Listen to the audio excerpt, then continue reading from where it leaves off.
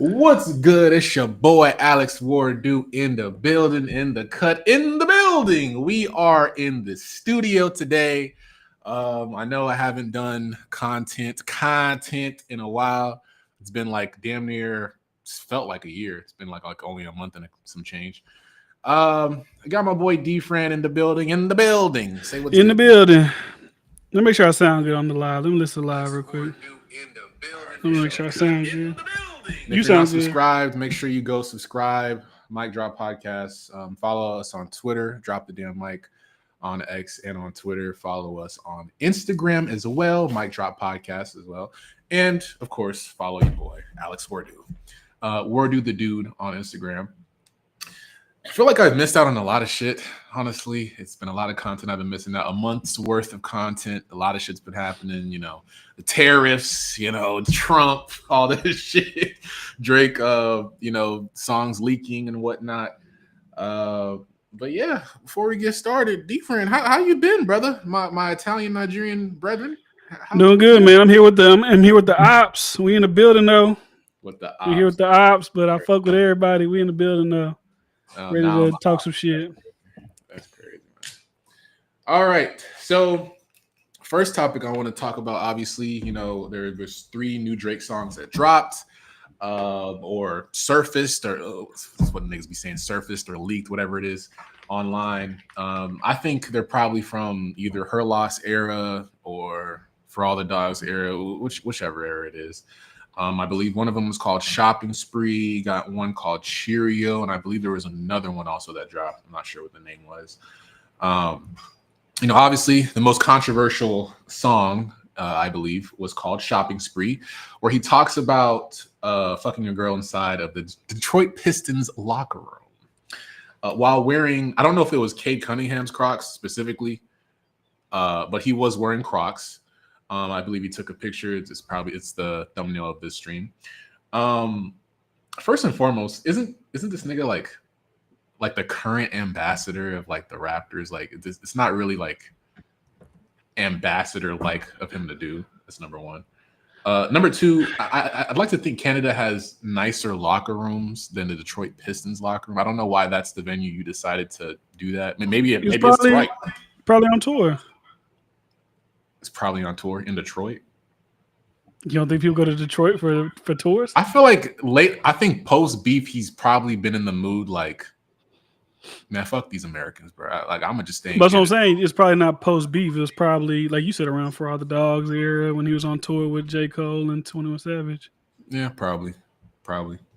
You know, and and also like I feel like I don't know. Was this like Cade Cunningham's girl? Was this like Cade's like ex? Like who was this person specifically? Like I feel like we would have some nosy person would have figured that out by now. Like who this girl actually is, because like people are so obsessed with Drake and shit. Capo, big Cap in the building. Twitter legend, Twitter space legend. Capo is in the Twitter building. legend. You know what I'm saying?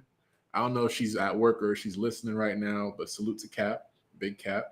But yeah, this girl, like I figured like people would have figured who this girl is. She's just listening for sure. I would have figured like people are just so nosy nowadays that I feel like people would have figured out who this person is. But because I feel like we know how calculated Drake is too. On top of that, so I feel like these leaks can't be a coincidence. Like the nigga just basically gave us like a mini documentary of his entire life post beef too as well.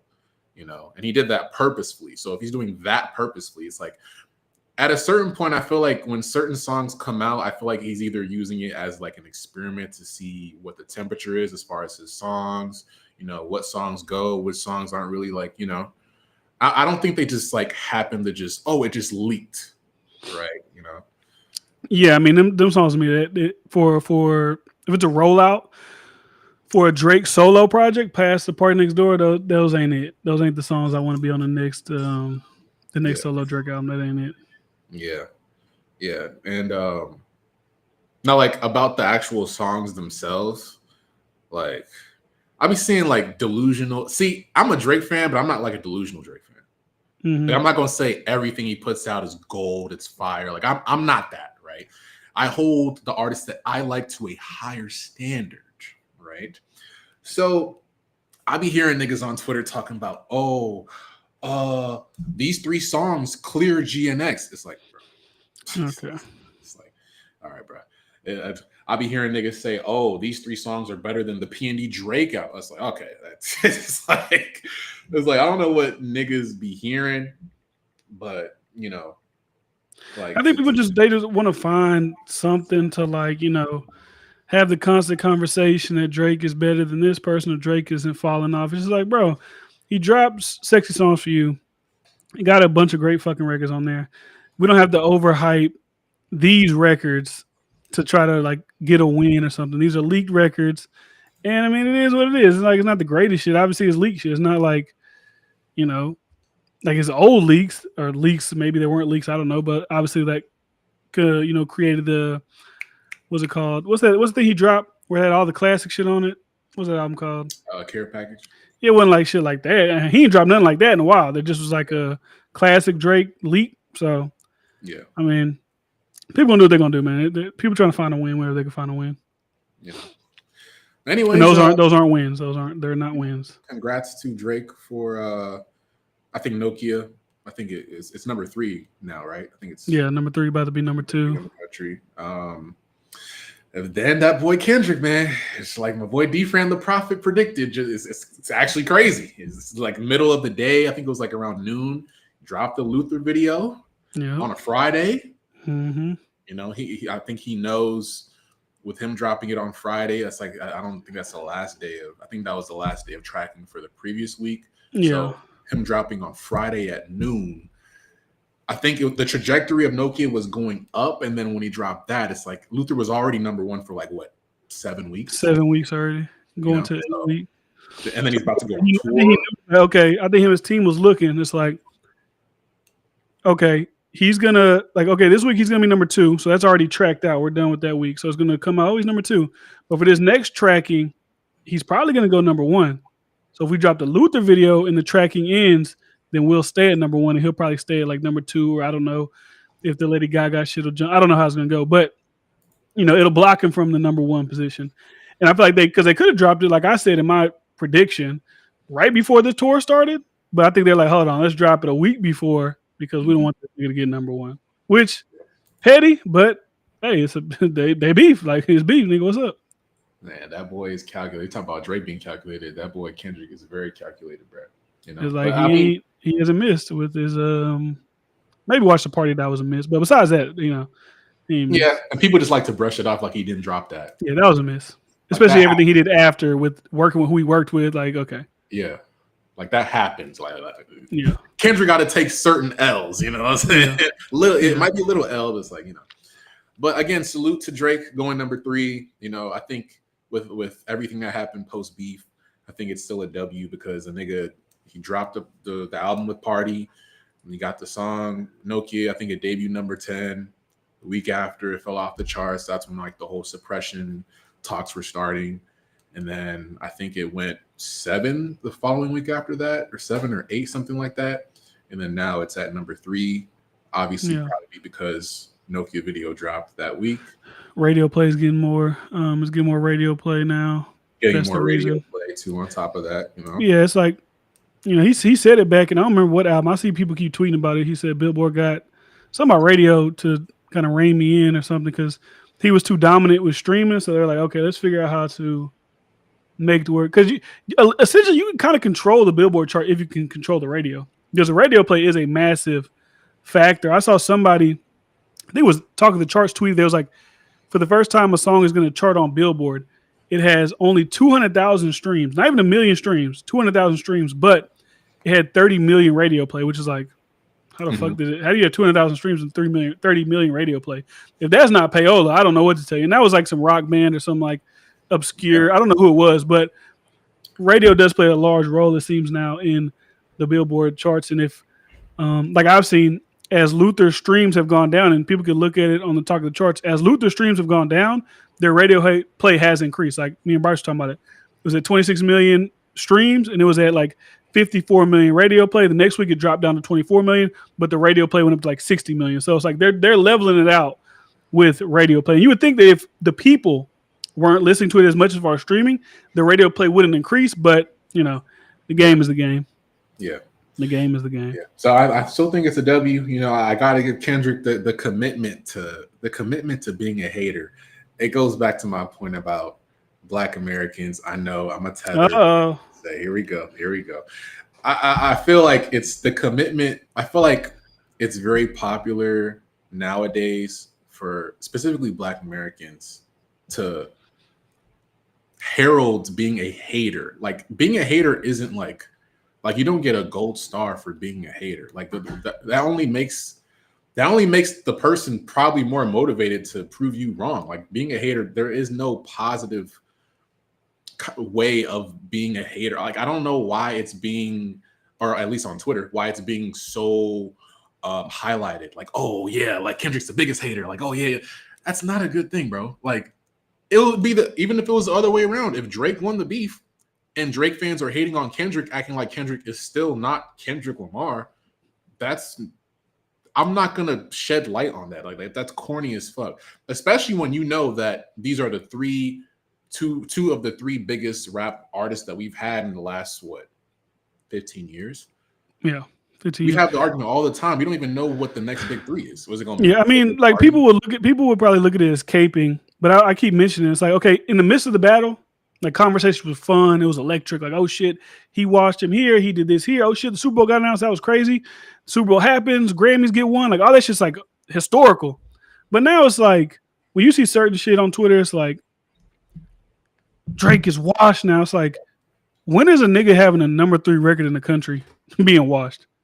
How many people have top 10 Billboard smash like records? Yeah. Like how many people have number 2 records in the country, like climbing the charts, not starting out there then falling out like Playboy Cardi, getting there and staying there? It's like, bro, we're arguing about stupid shit at this point. We're arguing just to argue. It's like, come on, what are we talking about? Yeah. I think you said you could hear yourself talking. I can't hear myself no more. It's good now. It's good now. I don't know how to do it. Can you hear me? I can hear you, but I'm trying to. Good. It's not doing it no more. Oh, it's not? Yeah, no, it's not doing it no more. Okay. But yeah, it's just like all stupid shit. Like, we're like, really, what are we arguing at this point? Like, these are two top niggas. Like, two rappers are 1 and 2. It's like, and also to be fair, and once again, I'll say people say this is caping, but are we gonna act like the other person on that song isn't the biggest R&B pop artist girl in the world right now, besides like a Billie Eilish, like white girls? Like SZA isn't some slouch that's featured on a song. She's a massive artist. She has 85 million monthly listeners. You can argue from SOS to now, because I think SOS dropped 2022, as well as Mr. Morale. Her shit was clearing all Kendrick shit, so she's a massive artist. She's not like some fucking scrub that we're talking about here. So it's just, it's like, come on, what are we talking about? It's SZA and Kendrick, not just Kendrick did all this with Luther. Kendrick made it get 50 million views the first day. No, SZA's fans also came in and added to those views. Like, what are we talking about? Added a lot more. But people won't give that interpretation because it's like, it's gonna not lend to the Kendrick is just so dominant narrative. It's gonna be like, he's a massive artist. SZA has 85 million monthly listeners as well. It's like, what are we talking about? And then, like my boy Danny said, they think Kendrick allergic to taking a loss. I mean, it's kind of like Kendrick fans are the new Barbs, bro. Like that's just how it is, And I can't act like I'm surprised because it's like how people were talking about Mr. Morale. I think it took something like this to happen for the fans to kind of justify their thinking, even though it's kind of like it's a little delusional, a little bit, because it's like, okay, we're hating on a person that was artist of the decade in rap, right? He's a rap artist. I mean, if you want to say, oh, he's a pop artist, he's a rapper that was the artist of the decade. You're going up against the Taylor Swifts. You're going up against like the biggest artists in the world that all have way more, arguably way more of an argument for being artist of the decade than Drake. But because of his consistency, it's undeniable. He was artist of the decade. Yeah. And to act like Drake isn't Drake still, I mean, he's proven it with Nokia. I mean, it's number 3. Kendrick was smart to drop the video before he goes on tour because it's it might still be top 10, but it's probably not going to be number 1 next week. Probably not the week after that because he's going to go on tour. it'll probably eventually go number one. But by the time it goes number one, people are okay. Like, where's the solo project from Drake? People are gonna want a project from Drake by the time it goes number one. Yeah, you know. So and see, I like that I'm here because it's always the narrative shifting too. It's like when people say, "Oh, Nokia goes number one," the caveat now is, "Oh, this shit's been out for 5 months." It's like, brother, it came out the end of November. We rolled into the holidays when obviously all the holiday shit was running the charts. The Grammys hyped up Kendrick Lamar. He won 5 Grammys. That's a stimulus. He did the Super Bowl. That's the ultimate stimulus. That might as well be like a re-releasing a deluxe album with having the Super Bowl. So it's like the record is going to be even bigger because he did that. So it's not like it's like, oh, this dropped 7 months ago and it just so happened to go number one because Kendrick didn't get any Grammys. He wasn't on Super Bowl. It just organically went that way. No, he's on the fucking Super Bowl. So of course these records got new life. They shot back up to the top. They pumped it in with radio play now, and it's dominating the charts with radio. Like it is what it is. Yeah. So it's like I said, it has 2 of the biggest artists. The same way Bruno and Lady Gaga was running shit because it's Bruno and Lady Gaga. That's no different than Kendrick and SZA, 2 massive artists on a song, getting the radio play and collectively getting the streams. It's not a knock because nigga, Luther's a great fucking song, but it is. That's what it is. So it's, and even with the video, like video's cool. Like it's a well shot, great angles, good cinematography, but like niggas ain't like it's the greatest video they ever seen in their life. It's like, bro, they're not even really doing shit. Mm-hmm. They're going up and down the elevator. He pulled up in the GNX. The GNX! It's like, nigga, calm down. What are we doing? Like, bro, it's a fucking car. Yeah. And like the whole thing about the director being tied with Drake in his older videos and shit. Yeah, but she also worked with SZA, J-Rock, and Sir. So it's like she's worked with TDE niggas before. So is it really that crazy? I mean, I guess for warfare terms, it would be crazy. Grab onto and hold on to for dear life because they know Kendrick. Do we know when Kendrick's going to drop his next project? I know he's going on tour, so it's like, okay. But do we know when he might drop his next project? I'm pretty sure I'll take the over on Drake dropping before Kendrick drops. I mean, yeah, he just dropped in. I doubt he's going to drop in the middle of the tour. So I'm sure however long the tour is, he's not going to drop. I would assume he's not going to drop anything within that time frame. Do you think he's going to drop this year? I don't think so. When's his tour over? I know it's like a world stadium tour. Like, 18, 20 dates, something like that. Yeah, we got like 20 in the States, but then he has overseas shit that they doing too. World tour. So I don't know like how long that shit lasts. Like I know he's not Taylor Swift, so don't. What I'm saying is, but like I know Taylor Swift should be lasting like 2 years, so I don't know how long this world tour shit lasts. But I mean, the most will drop maybe a deluxe, maybe like that's I guess maybe like. But I don't know. It's just the conversations with Kendrick and Drake at this point is like they're redundant because like what do we like I said, what are we talking about? We're talking about number one, number two. Like what the fuck are we really talking about here? Y'all thought the nigga was done, he was over with. He's number 2. What are we talking about? If you loved Kendrick before, you love him. If you like Drake before, you most likely still like Drake. It's not going to change. Like if you didn't like Drake before, it's not going to like, oh wow, Nokia. That's the song that's going to change. No, that's going to reinforce what you already believe. He's a pop star. He's a culture vulture. He's not of the culture. Mm-hmm. He steals songs. He doesn't write his shit, which he writes for other niggas. Yeah. Everything you thought before, Nokia is not going to be the turning point. Like, oh wow, he's a great artist. Like, nah.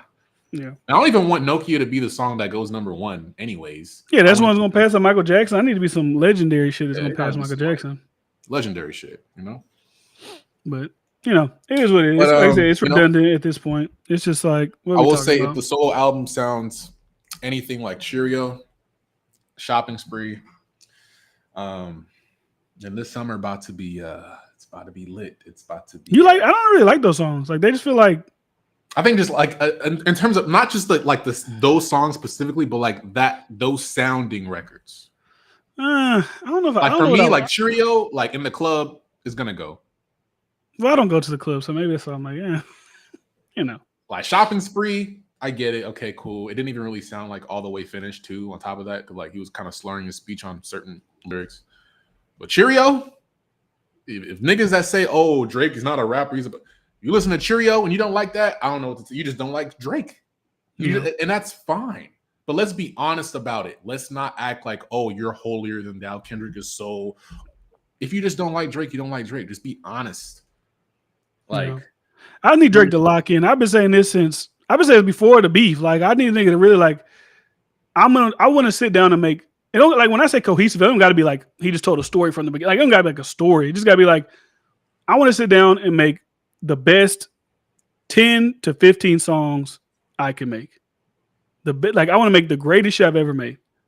Mm-hmm. I said this before the beef, after For All the Dogs.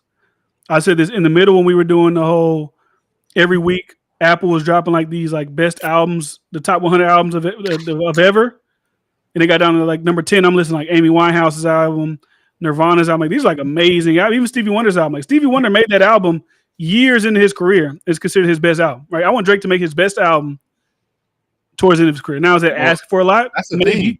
Do you think he'll make an album better than Nothing Was the Same? I think he can, unless did he lose his fucking powers? Where he was in his life at that time. Do you think he can replicate that musically? I don't know. I think he should, at the point in his life with everything he got going on, he should be able to tap into some type of deep. I'm gonna say like I need a deep emotion. So. Like I would think he could do that, and it would be like a great album. Like, so I ain't got to be like, oh, I lost the beef, and these niggas turn on me, like But I don't know. I feel like you just put out a great body of work. Like you can still be talking about women and all that type of shit. I don't really care like about the content, but just like put out the best album that you can make. Just don't like the playlist shit. Like let's leave the playlist shit for pre-beef. Post-beef, let's really lock in and put some shit together. That's how I feel. But niggas don't do what they want to do. Like I said, the summer about to be mad humid outside. The Texas heat, man. That chlorine by the pool, man. That shit about to be hitting like a pack of za. You feel what I'm saying? So and the baddies will be outside. I will say that. But at the end of the day, bro, honestly, I feel like this shows that Drake just has to stick to putting the music out, unlike Ye, who me as a Ye fan, I feel like he just uses music to reinforce what he's already feeling at the time, but it's not like, and he's using it as an extension for like his current frame of mind, but he's not like following through and actually dropping. Drake, I feel like Drake is doing that, but he's actually dropping. And he's not trying to be controversial in doing it, right? He's just trying to give what his fans want, great music. Yeah.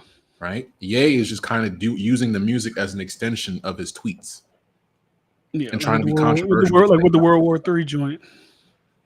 And this is me as a Ye fan saying that, you know what I'm saying? So I know the delusional Ye fans will be like, oh, that's Ye. He made Beautiful Dark Twisted Fantasy. He made Graduation. Nigga, it's like, I don't give a fuck what he made, nigga. Drake made Take Care, but guess what? He also made Honestly Nevermind. Not the best project, even though I think it's grown on me, but it's not his best project. Kendrick made Good Kid, Mad City, but he also made To Pimp a Butterfly. I was like, he made Mr. Morale. That was a good album.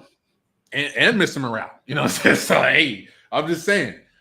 But salute to Drake, salute to Kendrick, salute to J. Cole. I know the whole Dreamville, Dreamfest, whatever you call it, happened. I don't know if is that still going on?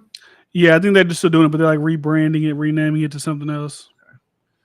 I think Dreamville, that I think that they said something about them still doing it, but they're trying to rebrand it to make it, He said something about him trying to keep it hip hop. I don't know what he meant by that. Like, is there going to be like Billie Eilish and like, oh, Sabrina Carpenter now, or is it going to just be Dreamville Fest? We're going to have Dreamville artists with their associates, and that's it. I don't know what he meant by that, but maybe he's going to step back and he's not going to headline. He's not going to headline everything, Got the setup, boy. You know what I'm saying? Hey, with the setup, okay. Shout out to the studio people, man. Shout out to engineers. But yeah, I think Dreamville, whatever, what's it called? Dreamfest, Dreamville. I don't fucking know. I think they have to work on their PR, because even Coachella, I feel like, bro, I didn't even know Coachella was happening until I saw the Yeet clip with Drake, with him singing the Drake lyric. I honestly think that type of shit is falling off, not as far as people going, because people still go, obviously. Like, even like people go to Rolling Loud, people go to Dreamville. It's just like, I don't think people on social media care as much to like if you're not there, it's just like, I'm not there. Like, I don't really give a fuck. Like, yeah, unless something insane fucking happens. But it's the same people. Like, Rolling Loud is the same young underground niggas that nobody gives a fuck about. Then they have some headliners, and it's like, okay, we know them, but we're not there watching, so I don't really give a fuck to watch. And You But know, I it just just is. feel It is fair what it because is. Coachella just has like the whole big production. It has the name value. Like I feel like there should just be more because with Rolling Loud, it don't matter what city they go to, it's still Rolling Loud, and people are going to watch. Like they live stream it on Twitch. I don't know if they have a deal with Amazon, but I think they live stream through Amazon as well. Like when Rolling Loud is on, like Coachella, I had no idea that shit was on. I remembered last minute because of something about Travis Scott doing some crazy shit, but that was today. That was literally like 30 minutes before I went live. So I had no idea about Coachella happening up until Yeet covered the Feel No Way song by Drake. You know what I'm saying? I Shout had out no to idea. you, man. I don't even know who else is on that shit. So Yeah, I don't think they give gotta a fuck work about. on. I would go to Coachella. I would care to go to these things. VIP backstage though, not like I don't want to be in the mosh pits and all this shit with the fucking little kids, but just to like watch them online. And because a lot of times too, like a lot of these people aren't good performers anyway, so it's not like we're watching some immaculate fucking performances from these people. But like I said, I saw they said Travis Scott's doing something never before seen, so I might tune in for that because I do. What is he doing? Like, what is the never before seen? Or it could be a marketing ploy to get you to fucking watch it, but who knows? We'll see. Yeah. And if I don't catch it live, I'm sure there'll be clips of it if it's genuinely something that's just so crazy you can't miss this. Yeah.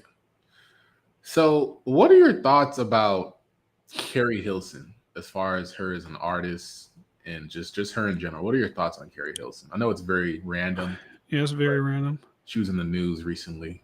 I mean, I don't really have no thoughts on Carrie Hilson. Like, she had a couple records that was cool. She had a moment, but she's not nobody who like stands out to me as like a person that I constantly like. I don't know. I wouldn't put like I'm trying to think of people of her era. Like, I wouldn't compare it to like a Sierra. I wouldn't compare it to like a fucking I don't know Keisha Cole. Like, she's definitely not a Beyonce, Rihanna. So it's like she was there. Like, she had a couple records, but like I don't really think about her. Like, I know what you're talking about is because I guess she was on the Breakfast Club and she was talking about the Beyonce disc that she performed, but she didn't write. And it was like, I was confused, like, why it went so far. I was like, people really give a fuck about this? Like, 12, 15 years later, like, why do we give a fuck about, like, Beyonce? Like, you know, they didn't stop shit. Like, did Beyonce even respond to Carrie Hilson at the time? It's like, why is this news? Like, who searches for this?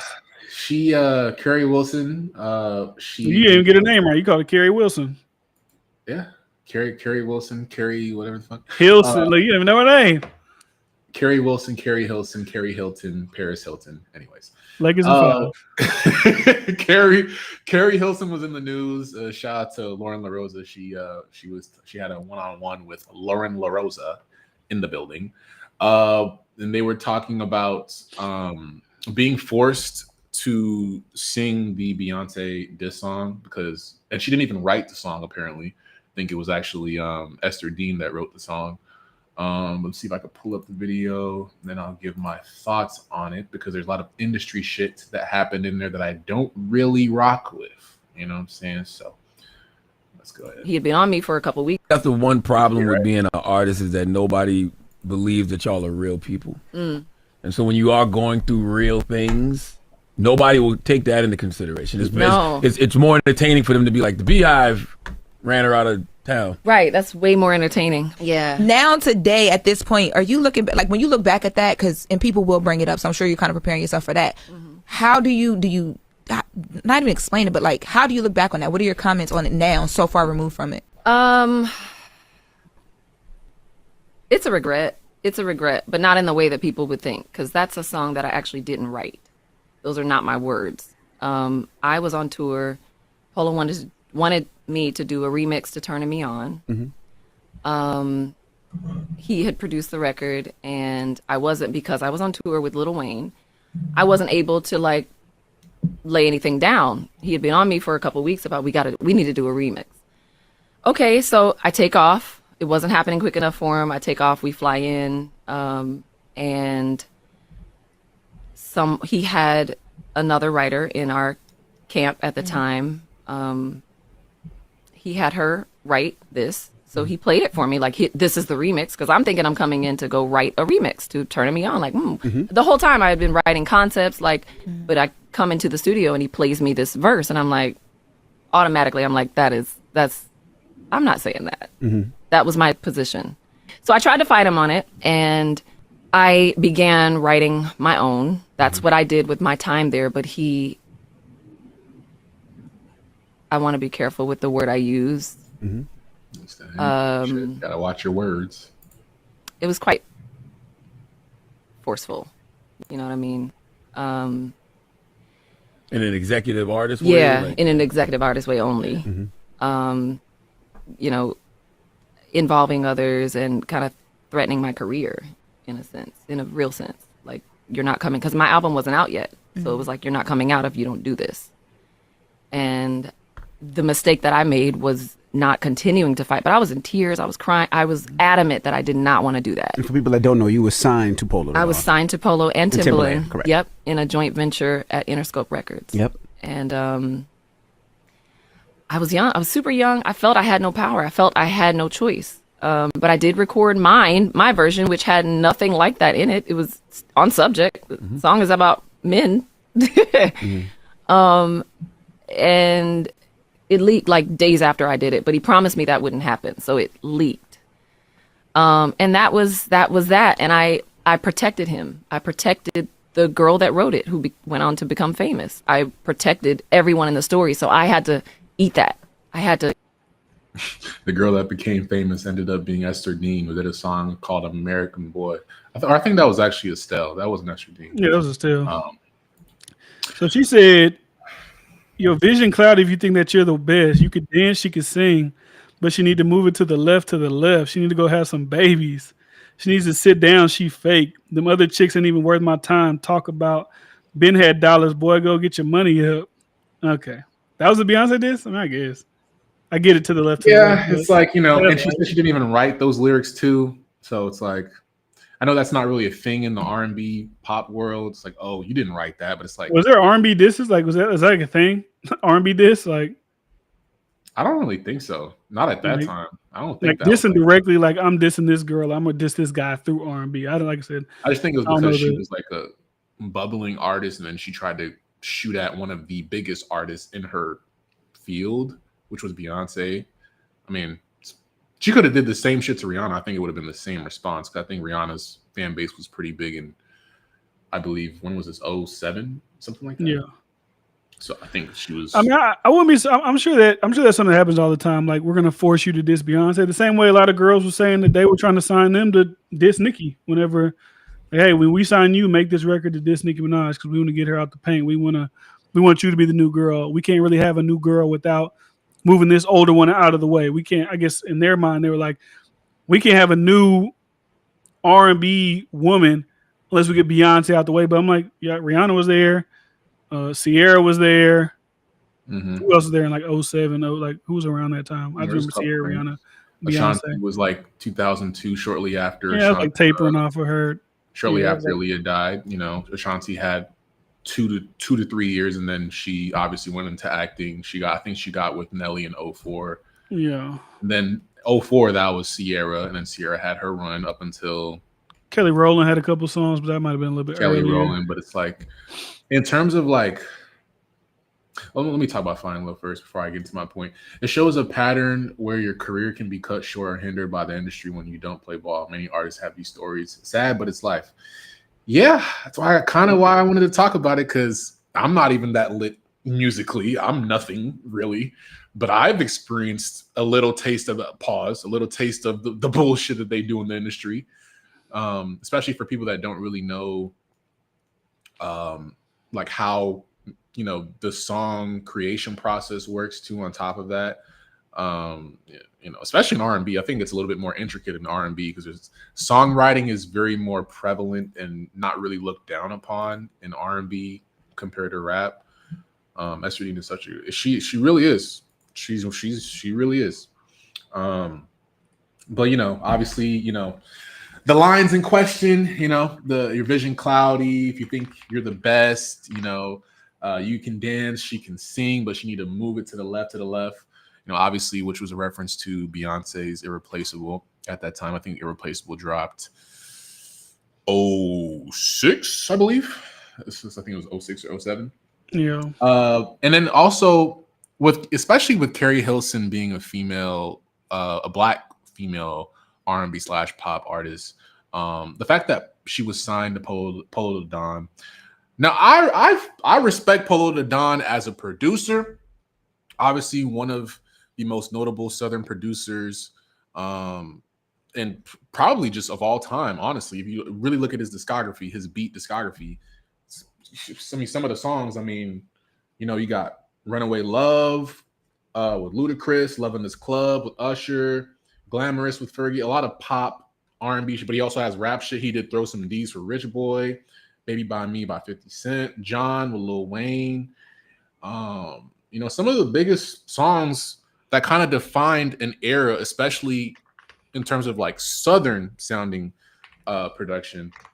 Polo the Don, obviously, one of the best producers in the South and obviously of all time. But the fact that I'm hearing now that, she felt like she didn't even have an album. Carrie Hilson didn't even have an album out, and she felt forced to do it just so that she can have some kind of leverage in her album actually coming out, because she at that time, she was an up and coming artist. And this song itself was already big.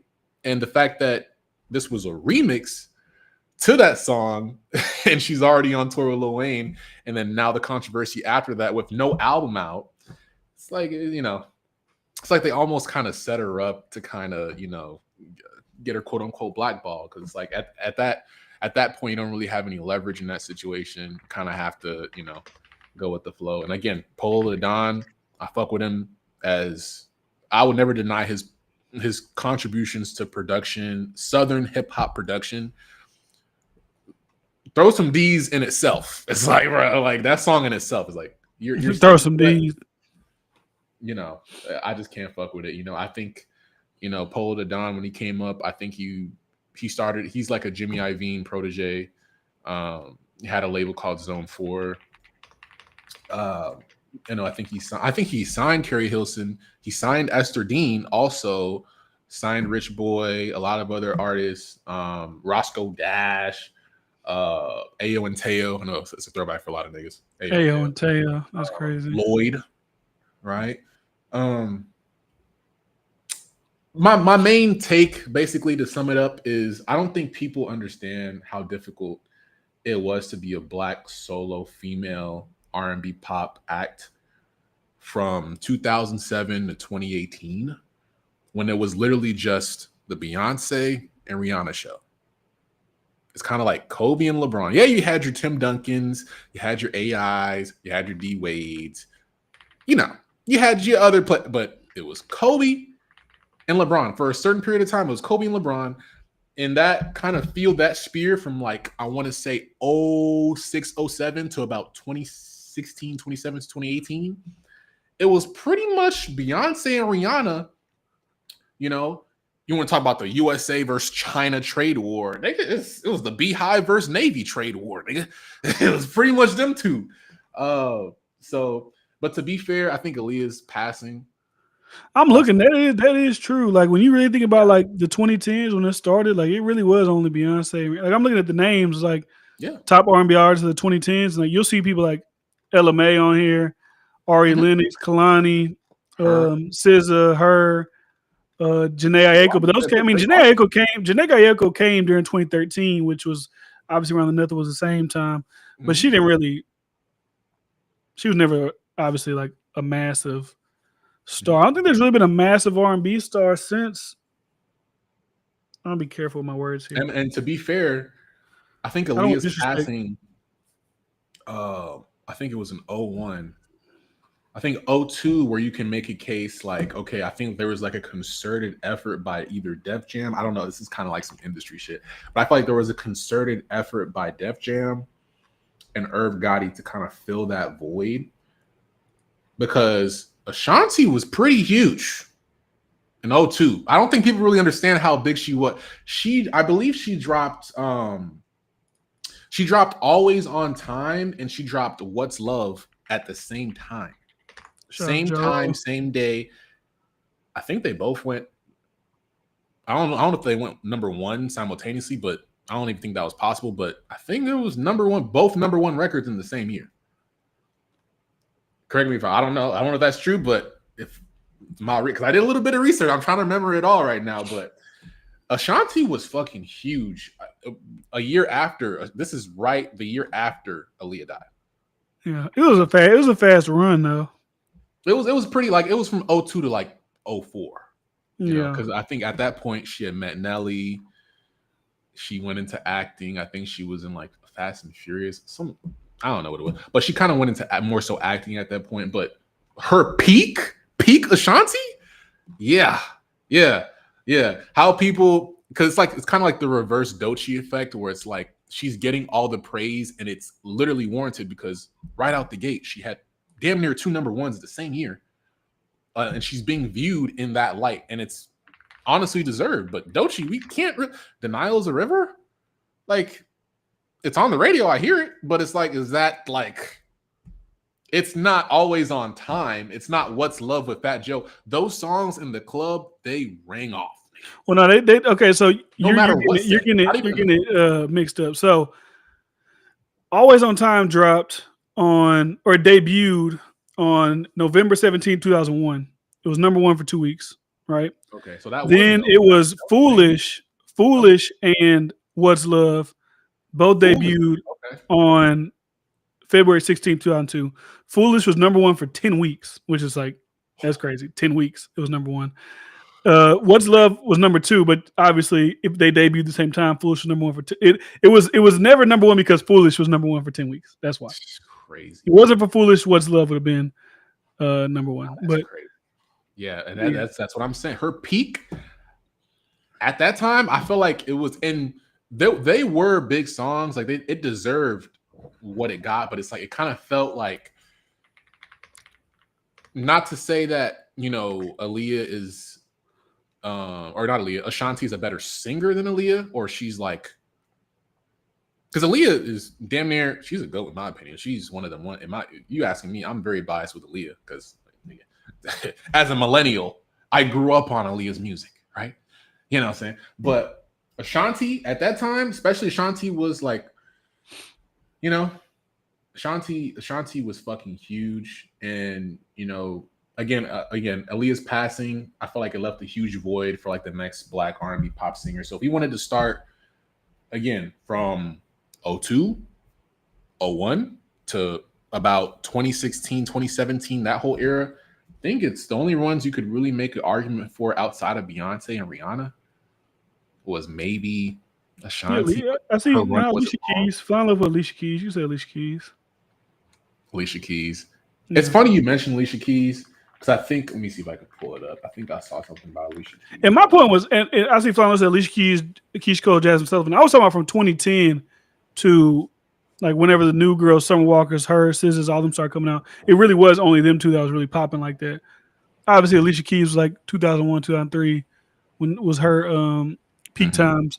I don't think Jasmine. I feel like Jasmine Sullivan. Like, if you fuck with R&B, you fuck with Jasmine Sullivan. But I don't think she was like, we're talking about these like big, massive, like mainstream R&B artists. She wasn't in that conversation. Keisha Cole, obviously, love.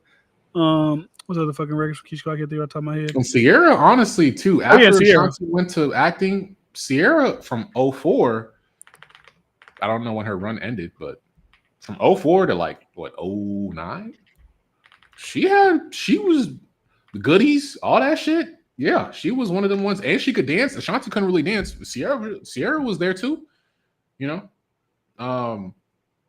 And I feel like she had that aura, you know. She had her era, you know.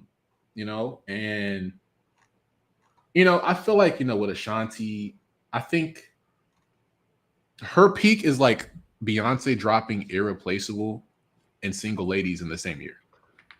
Like, that's what I feel like Ashanti's peak really was. And I think the only real knock on her was like, oh, she couldn't really sing as good as Beyonce. She couldn't really sing as good as Aaliyah. Couldn't really sing as well. But it's like some certain hit songs are just undeniable, bro. Like, it's just undeniable. You feel me? But again, like, kind of like Sierra in that era, Ashanti had, you know, reached a peak mad early into her career. You know, to the point where they were showering her with praise and awards. I think she was like nominated for. I did a lot of research. You can tell. She was like nominated for like awards. Like, I think it was a Soul Train Entertainer of the Year award. I think a lot of people at that time were mad because it came back to that whole thing. It's like, oh, does she's a new artist? Does she deserve this over artists like, like what Flying Low said, Alicia Keys? Did she deserve it over Mary J. Blige at that time, 02, 03, 04? Did she deserve it over India RE or a Missy Elliott, at that time? I feel like it was definitely a conversation. There so much so to the point where people were filing petitions to make sure she doesn't win the award, but they still gave her the award anyways. And then after that in 03 she then dropped, I think I forgot, I think she dropped the Chapter 2 album. That album did 300K first week still in 03. She's still in her, it's not like that happened and then she fell off the face of the earth. She still had a couple more hits after that. Yeah, and then I think after that, I think at 03, 04, that's when she kind of went to go do her thing with the acting and shit. So I think the only one in that time span post 2016 was probably SZA that I can compare and be like, okay, besides Beyonce and Rihanna, I think obviously it's SZA. I don't think Summer Walker's there, even though Summer Walker's had some, I think. What was her first album that she dropped that was pretty big? I forgot what it was called. I don't remember her album names. I'm not like a big Summer Walker person. But it's not even a question who the biggest. It's like you compare that to Control. It's like SZA just passed and I know it's streaming, so it's not really like comparable. But Michael Jackson for like black artists with the most time spent in the top 10 Billboard 200. So it's obviously SZA, obviously. Yeah, it's SZA, and even if you wanted to say Doja, even though she's kind of like rap mixture with pop R&B, Doja. But in 2018, bruh, Doja Cat in 2018 is like, that's like Tyreek Evans' rookie year. Like, nigga, everyone thought she was a cow at that year, bro. Like she nobody's taking it real serious. Like, come on, bro. Because she was like looked at with the whole parody music shit. But salute to Carrie Hilson, for taking accountability, being honest about the whole situation. Yeah, like you said, it happens to every industry, man. Like the same way the women they suck dick to get in the movies. Like it's like if you don't do it, you ain't gonna be in Titanic. I'm not trying to put on the Titanic lady. I don't know shit dudes, but for example, you can't be in Titanic if you don't do X. It's like some people be like, "Fuck it, I'll suck the dick," and some people be like, and that's real. People want to joke about it, but that's real. Some people be like, "I'm not gonna do it." It don't happen in music. That happens in acting, fashion. Having probably regular corporate America. Hey, but you want this promotion? Like, you want to become our VP of marketing? Go ahead and suck some dick. We're talking about sales, mainstream name recognition, or talent. I'm talking about like the biggest. Who's the biggest of those times? I'm just talking about in general. Talent. There's plenty of talented people. We didn't bring up like Jill Scott. Like we didn't bring up a whole bunch of like, you know what I'm saying? Yeah. Even Mary J. Blige had records that was going off in the early 2000s, but she came out in the early 90s, so I didn't really want to bring her. She was already established artist. Like Mariah Carey had shit that was going on, but I'm just going off like who's the biggest of the times in the 2000s. Well, I was talking about really 2010 to now, but yeah.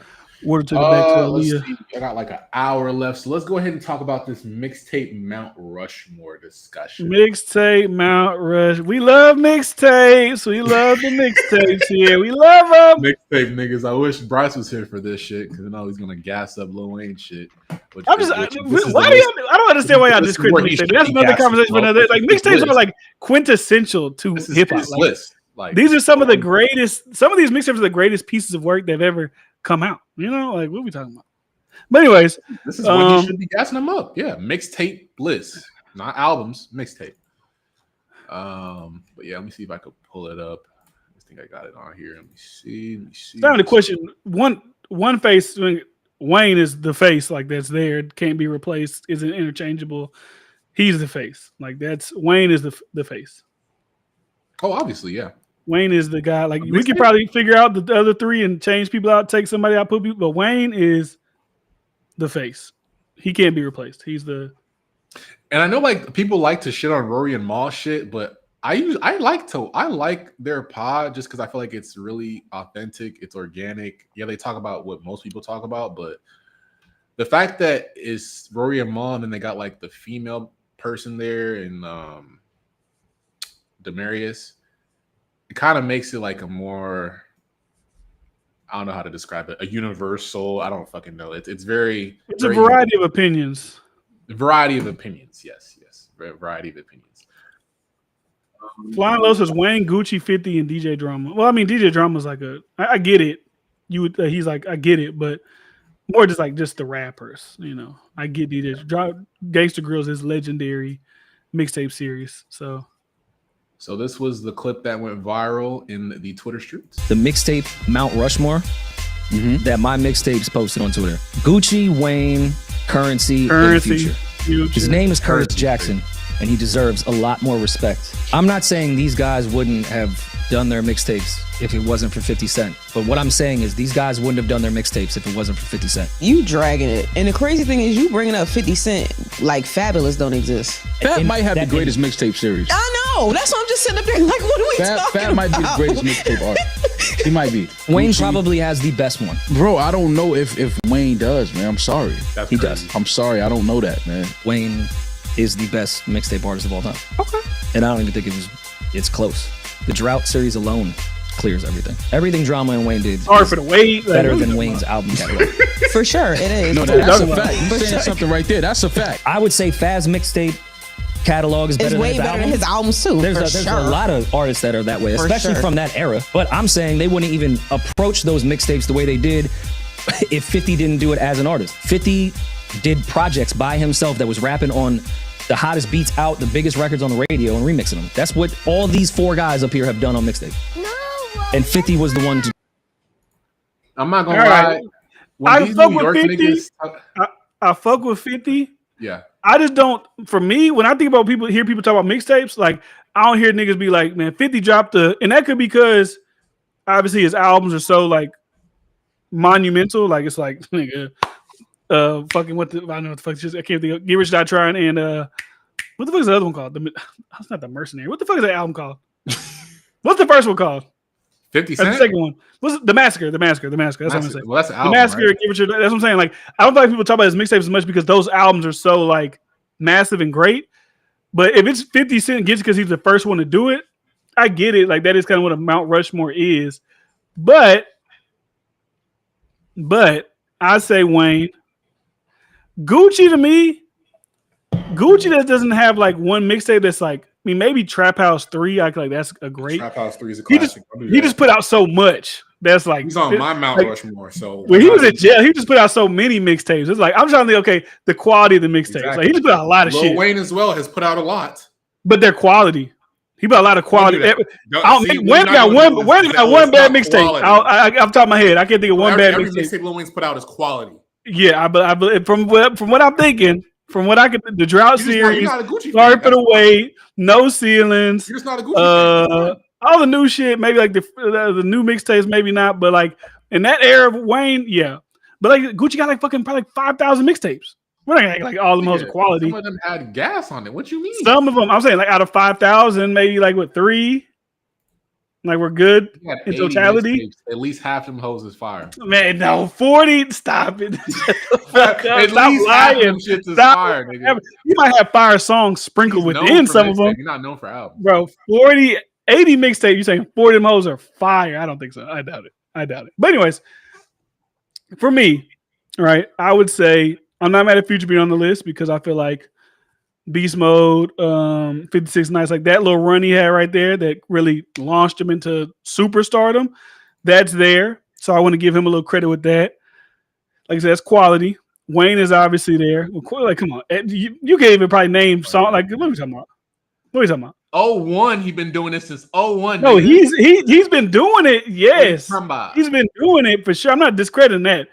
He was dropping 1 million mixtapes when he was in prison. Like, he was dropping them bitch like every month. Man. It's like I know he was dropping shit consistently alone. You got to put him on Mount Rushmore. I don't know if I got to just because he was consistent. I mean, I get it. Like he's synonymous with it. Yes. You think Wayne? You think Gucci? You think Fab? I know, but I just don't want to put him up there because it don't feel like great. It feel like just he was throwing shit at the wall. Like some shit would stick, some shit wouldn't stick. Like it's like what? Trap God 2? What? You don't even know. Name 3 songs on Trap. Trap House 3 for sure. I'll give you that. Come on, bruh. He could be there just based off the amount that he dropped, but to say we're gonna act like half of them hoes are quality. Gucci fan, and that's fine. You said half of them hoes are quality. You don't even know half of those. I said, okay, not half, but damn near half. You don't even know. You can't even name me 20 Gucci Why do you assume I don't mixtapes. know what I'm talking about? But you can't name me. There's no way you fucking tell me you named 20 Gucci mixtapes without. I've heard Woptober. Okay. That just came out like a couple of years ago. East Atlanta Santa 3, I've heard of. And have you heard it? It's a mixtape that's charted. Oh my god. Okay, that's the case. Chance the Rapper. Put Chance the Rapper on there. He won a Grammy from a mixtape. Well, if you want to, okay. So what's your criteria then for? I just quality mixtapes. Who got the most quality mixtapes? So that's what I'm thinking. About. That's it. Quality mixtapes. Who got the most quality mixtapes? That's what I'm talking about. That's not how many mixtapes you got. Quality. But like, if you put out 80 mixtapes and only like 3 are good, is that like okay? You 3 for 80? Like, what are we? We're gonna give you like props for that? I don't know. Like, bro. I feel like you're. I mean, okay, you're 3 for 80. That's fine. Like, I ain't mad at it. But like, and I'm not even necessarily saying he's 3 for 80, but I know he's synonymous for mixtapes. That's what I'm saying. Just off that alone, you got to put him on there, bro. It's like, what are you talking about? His mixtapes? I don't see his mixtapes on here. Who? Chance the Rapper. Are all his albums mixtapes? Ain't it? Are all his albums mixtapes besides the last album with the My Wife? I mean, right there, you see it. Scroll down, nigga. Big Day is not a mixtape, bro. Scroll down. Scroll down. Right below that. Nigga, under it. Go down. Big Day is a album. Go down. Right there. Go down. Scroll. Studio nigga, down. Albums. Scroll down. So you saying it's both? No, just versus mixtapes, niggas. Right there. This right here. Boom. This right here. Okay. Acid Rap. Classic. Coloring Book. Classic. I thought this is an album, nigga. I don't care what you say. It's a mixtape and it won a Grammy. Are we counting 10 Day? He changed the game. We're talking about he changed the game. They started being letting mixtapes win Grammys. All right. He changed the game. So he's on Mount Rushmore? No, he don't got to be on Rushmore. I'm just naming niggas. You would put him in the same breath as Gucci. Is crazy. Like I put Meek Mill over. For me personally, Dream Chaser series is better than anything Gucci got. So I would say Meek Mill more of a case than Gucci. Who, Meek? I think Meek Mill has more of a case in terms of mixtapes. If you're talking about quality, yeah, that's what I'm saying. Like that's what I'm talking about. I'm talking about like quality mixtapes. Yeah, I'm going off your criteria. Yeah, Gucci's put a lot of mixtapes out, but are they all quality? That's what I'm talking about. I see some people said Joe Budden should be on there. I'm not a big Joe Budden mixtape guy. Yeah, you got mixtapes. Click on the discography. Click on the more articles. Yeah. 11 mixtapes. Okay. All right. 4. Oh, that's commercial mixtape. The mixtape, they were under that. Go down. Yeah. The Real Me, Flamers 2, Flamers 3. I'm not big on the Flamers, I ain't gonna lie. I don't know, man. I'm with the Dream Chaser series. That's where I'm at. The Dream Chaser series. I don't know, man. 1, 2, 3, and 4. 1, 2, 3, and 4. Jeezy got Trapper Dream Chaser series. That's it. That's it. I actually like Flamers 5 though. I'm gonna be honest with you, but like I said, if we want to do it like that, just from historical context, Gucci obviously got to be there. That's obvious. I think you just have to put him there. Just obvious. He's synonymous with mixtapes. He's a mixtape artist. Yeah, he's synonymous with mixtapes. Yeah, not mad at that. I get it. And the other 3, it's like okay, Wayne. Wayne is obvious. 2, it's like okay, whatever. As long as you got those I get why they put Currency on there. Currency has some crazy mixtapes in his day. Currency. Name a Currency song right now. No, I'm not saying for me. I'm talking about just people speaking about mixtapes. I'm not a big Currency guy. I'd rather listen like Wiz Khalifa mixtapes than Currency. But Currency from I know when I was in high school, a lot of niggas was talking about Currency mixtapes. He from New Orleans. I thought he was from the West Coast. No.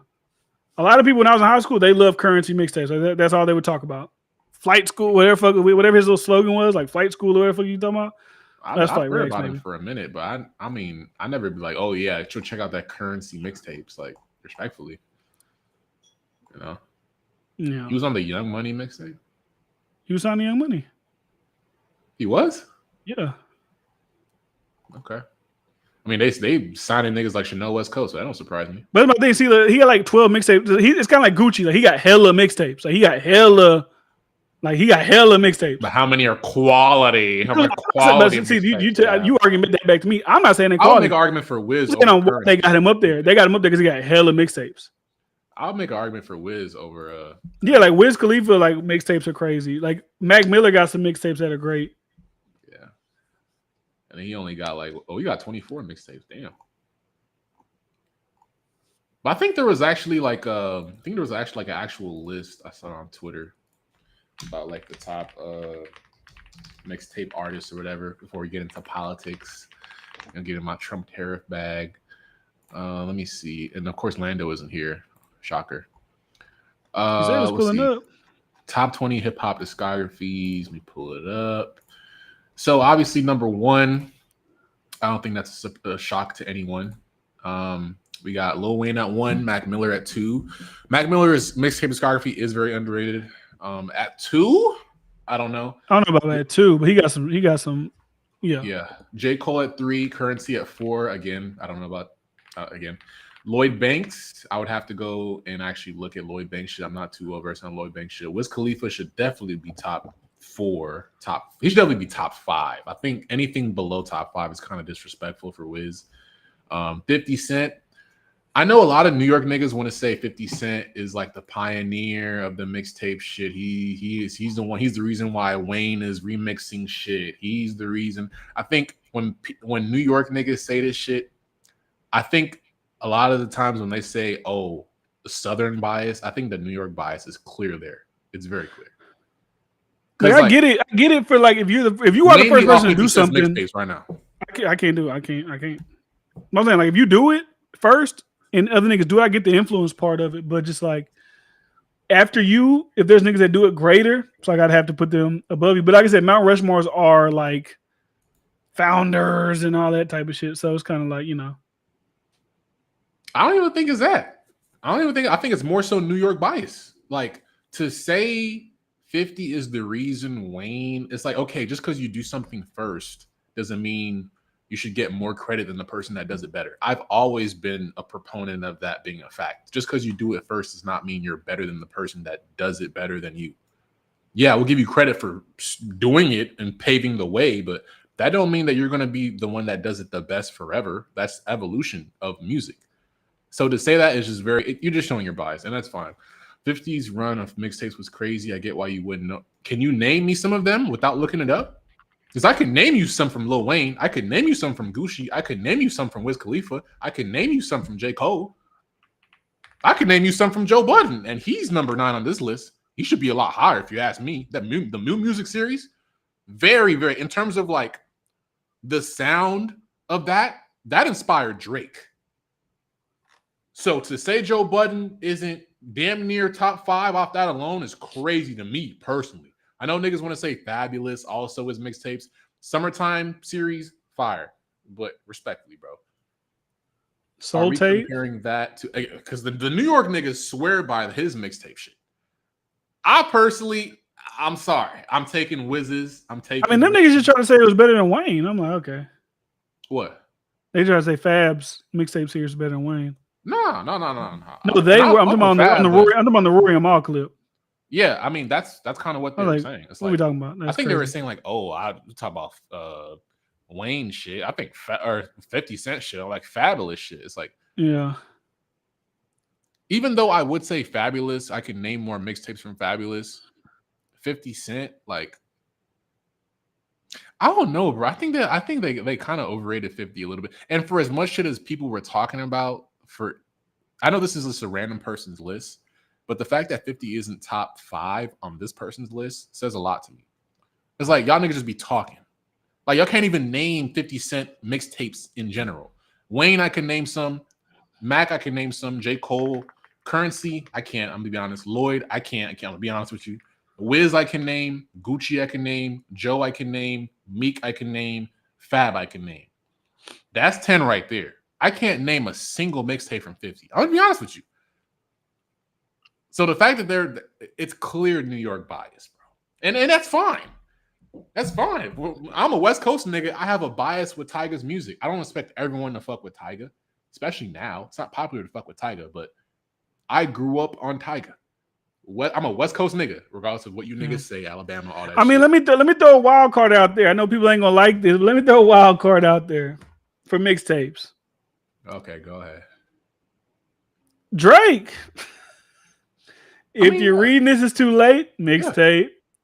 So Far Gone, mixtape. Comeback season, mixtape. So big of artists, they don't view it as mixtapes, but I see what those are mixtapes. Yeah. I mean, even the one with Future, that was a mixtape, right? Or this collab album? What? The What a Time to Be Alive. That's an album or is it a mixtape? That's a mixtape. He got 4 that's like, you know, contendable. That was at the inception of the streaming era too. Yeah, but like I said, that's why I wouldn't put Gucci because Gucci, like, he's great, but like he did 80, but it's like, how many are good? You know. Mm-hmm. That's what I felt about YoungBoy. Like, YoungBoy, I feel like he was like his trajectory to me was Gucci because he was putting out a lot of mixtapes, but like, were they like solid? Like he might have a song or two of it, but like, niggas really fucking with it. I don't know, but yeah, I don't put Chance in the same breath as the others. When I tell you he came out of nowhere, he was not known in this city. Clear Plant. Mm. I think he had a lot of music regionally in Chicago, though. I can't really speak on that because I wasn't really. Well, that's what I'm saying. He's from Chicago, so you're saying like he wasn't popping in Chicago and he came out of nowhere. Oh, he's from Chicago? Flyer Lowe's from Chicago. Well, I mean, if you're from, he's saying. I guess he's saying like he didn't hear nothing, and then he popped off. I did an old ass video back then about Chance the Rapper and how he's an industry plant because it's like who his father is. He's into like politics and shit, but he had like ties with music heads. It was like an old ass video I did. So it's like, I mean, if you wanted to make the argument, sure, I'm not gonna, shut it down completely, but he still put in work. It's not like Lil Nas X where a nigga drops a song, but he's known on Twitter as like a Nicki Minaj stan page. He does a song as a joke and it just blows up. Goes one of the longest running number ones of all time. It's not that, right? Chance was dropping shit before that.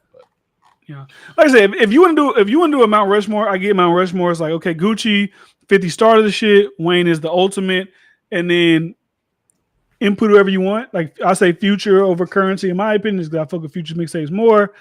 But I think we should. And I probably hit Bryce about this because, like we said, we love mixtapes. Maybe we should do like a bracket for mixtapes. I think that'd be fun. Maybe we should do that. Oh, it's a bracket you did? No, I'm saying we should. I'll say maybe I'll tell Bryce we should do mixtape bracket. Yeah, but other names like Lupe, I don't know. Was Food and Liquor a mixtape? I don't know. No, that was an album. That was an album. Again, I'm not really big on Lupe's shit. Logic. I think just people like, I don't think T.I. is known for mixtapes. He's known for his albums. Like, yeah, Future should be a lot higher. A lot higher. That's actually fucking disrespectful to Future.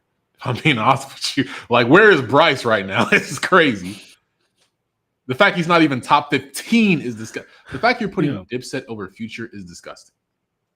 It's disgusting. I mean, just like run he had leading up to DS2 was like, it's disrespectful to Future, bro. Come on. One of his classic projects is a mixtape.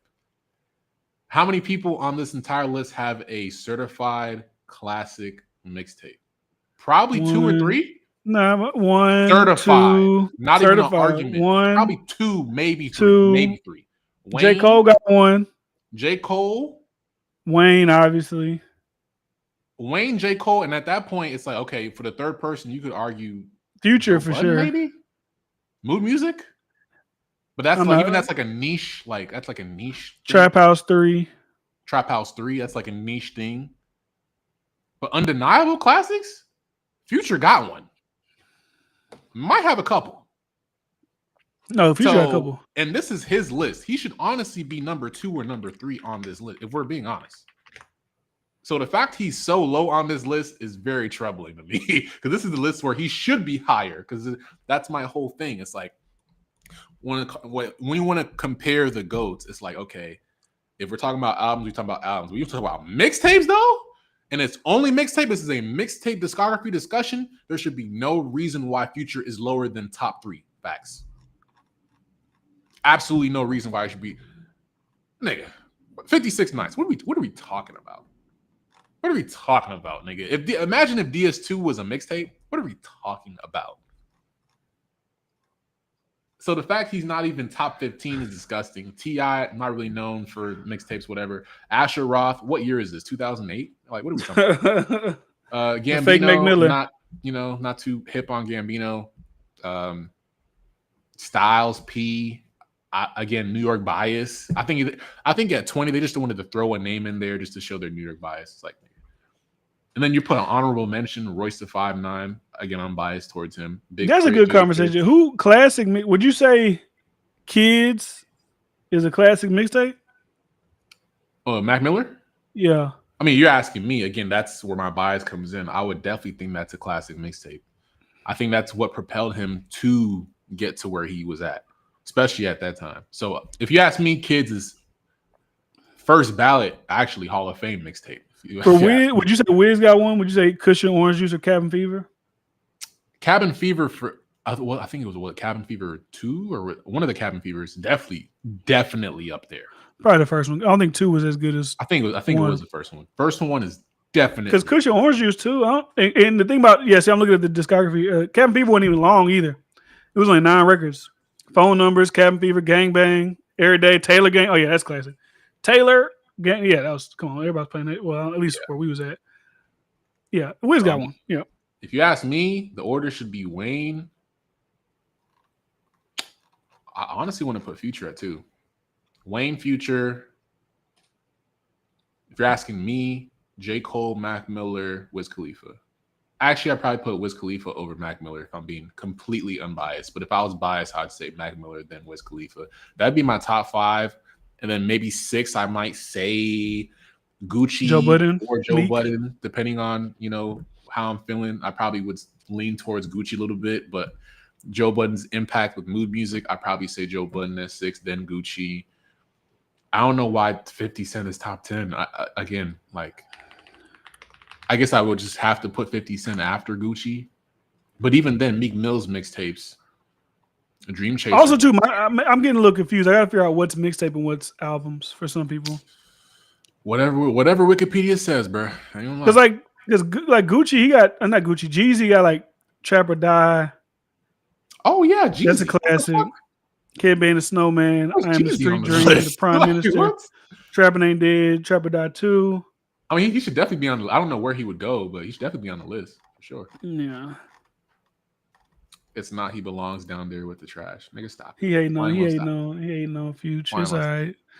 We know niggas want to hate on Future, but salute to the mixtapes, man. I don't know about. Like I said, I get 50 either originator.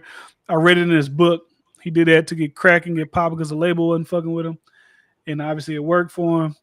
I think Eminem heard him or somebody heard him. And that's when he turned up another notch. But yeah. Like I said, we want to go to the true genuine of Mount Rushmore. Cool. Yeah, him, Wayne, Gucci. Because Gucci was on that one. Wayne, Gucci, 50 Future. Like if we're doing like a Mount Rushmore like that, cool. But just who got the best mixtapes? Wayne, Future.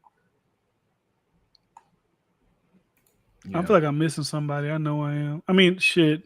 There probably is someone we're missing, but I mean, shit. Yeah, but some people only got one. Like Rocky got one.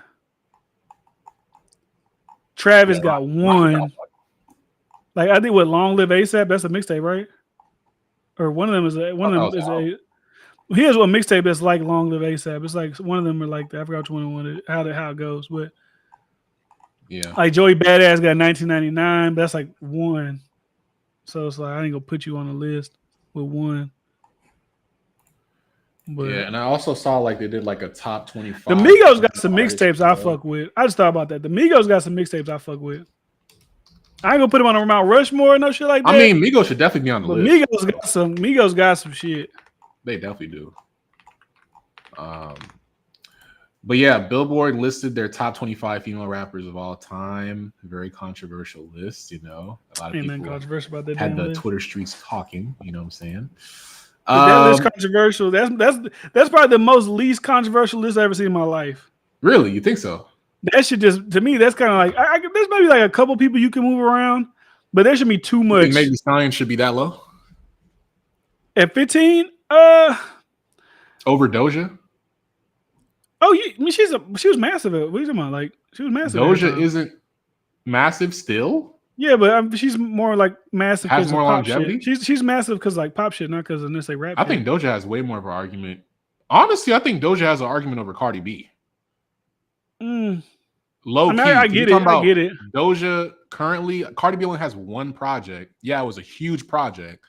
Impact is there. Couple singles here and there. But a Doja Cat? Critically acclaimed too as well, kind of. She got a couple Grammys, even though Grammys don't really matter, but a couple Grammys too. No, they Meg got 3 Grammys, right? I don't know. And to have her below Meg? I don't think that's crazy. But I definitely wouldn't have Trina over Meg. Yeah, Meg got 3 Grammys. I personally would not have Foxy Brown over Meg either. Roxanne Shante, I don't even know who that is. What? Roxanne, Oh, this am I supposed nigga. to know who that is? Roxanne This Shante? nigga ain't hip hop. This nigga ain't hip hop, man. Yeah, I'm a millennial, so I probably should, right? You know who Roxanne? She started the diss tracks. Oh, I'm sorry. I guess I'm not well, but so a female rapper started diss tracks? Oh, that's what the Wikipedia thing said. Me and Bryce was reading about it. It's a DEI rapper. But that's like because she's like one of the originators. That's why they got her so high. Okay. DEI pick. I feel you. Solomon But yeah, Pepper. even like Tierra Whack. I don't know, no disrespect Tierra Whack. I mean, she's like, at 25 though. No, but like I said, I could say like we're talking about because this is Billboard. I could say Ice Spice could be over her. I could say Sexy Red could be over her. Like maybe she's more talented rapping wise than them, but it was about chart success as well. Like there's people that could be above her that are new, but you know I'm not gonna fucking bitch about Sexy Red not being on here. But I think Glorilla should definitely be higher. A little bit higher. Yeah, Glorilla should definitely be higher than Marine Ma. She should be higher than I think at this point she should be higher than Lotto. I'm not mad at Lotto being a little bit over Glorilla just because, like, long term. She's one song. She really has like one record. Big Energy. Like, what is her criteria? Anyways, like I don't even think it's based off anything. No, it is. They had a thing, longevity. I wouldn't even have Lauryn Hill at 3. They had a criteria they had on their website. Billboard top female. I don't know what the criteria was, but shit. Let me see. I'll read it for you. Hold on. Salute. MC Light, Queen Latifah, you know, I get it. So it says this is the criteria: body of work, achievements, charted singles, albums, gold, platinum certifications, cultural impact, influence, how the artist's work fostered the genre's evolution, longevity, years at the mic, lyrics, storytelling skills, flow. That's the criteria.